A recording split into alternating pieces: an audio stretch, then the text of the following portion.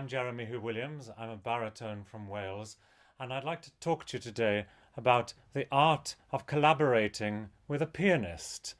Singers very rarely sing on their own. Sometimes we may sing a folk song unaccompanied, but usually we perform either with a pianist or with an orchestra or with a smaller group of instruments. And whatever the accompaniment, we have to know the accompaniment. It's no good just knowing the vocal line. We have to be in partnership with a pianist. Very often there are breaks between the vocal line when the pianist will comment musically on what the singer has just done, or vice versa.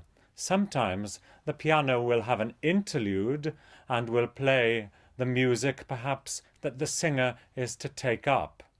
And very often there is dovetailing between the singer and the accompaniment. The singer is not always the most important voice.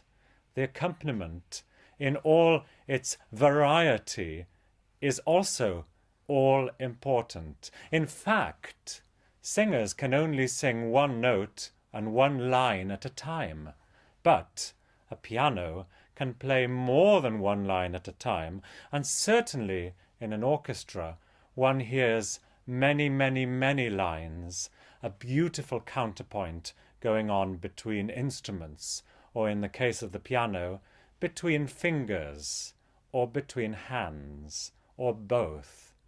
And so we have to play musically with what we hear. And hearing is an all-important word. Hearing and listening. One must listen, but one must know what one needs to hear. And one does that by studying the score. The score is the music, and everything is in the score. We must know everything that is contained musically.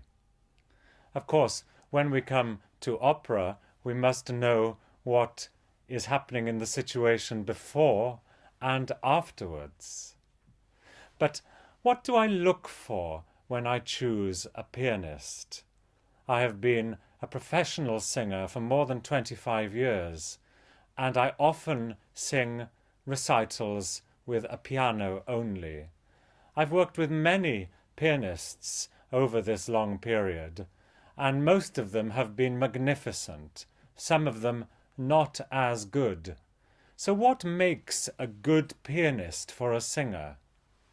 A pianist has to be able to listen to the singer, and that does not mean just following the singer, because if the piano just follows the singer, it's going to get slower and slower and slower. It must be an equal partnership.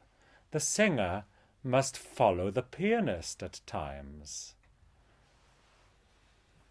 When deciding and when choosing a pianist, it's important to find an intelligent pianist who is following the words at every opportunity.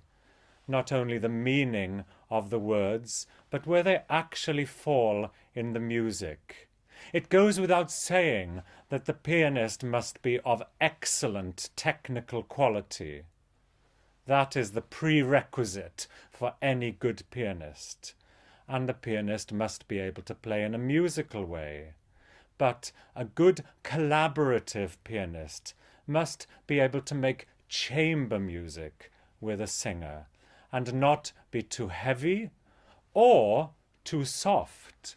You may hear pianists who are in the background all the time. The singer is singing loudly and one can hardly hear the pianist. That is not good. Or you may hear bad pianists who play too loudly, who want to be heard all the time. And then one can't hear the words of the singer. It's too dominant. So it has to be a balance all the time between the singer and the pianist. If the pianist cannot hear the singer, he or she is playing too loudly, if the acoustic is a fine one.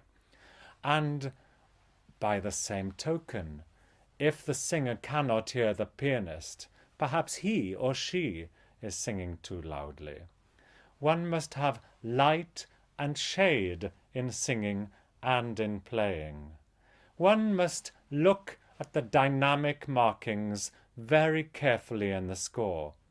Where is the loud passage? Where is the soft passage? Where does it get louder and where does it get softer? Loud, forte in Italian. Soft, piano. Getting louder, crescendo. Getting softer, diminuendo. In the Baroque and classical periods, very often there are no dynamic markings in the Baroque and classical periods, very often there are no dynamic markings in the voice part. And so, what does the singer do? The answer lies in the accompaniment. Look in the accompaniment, and you will see the forte and piano and crescendo and so on.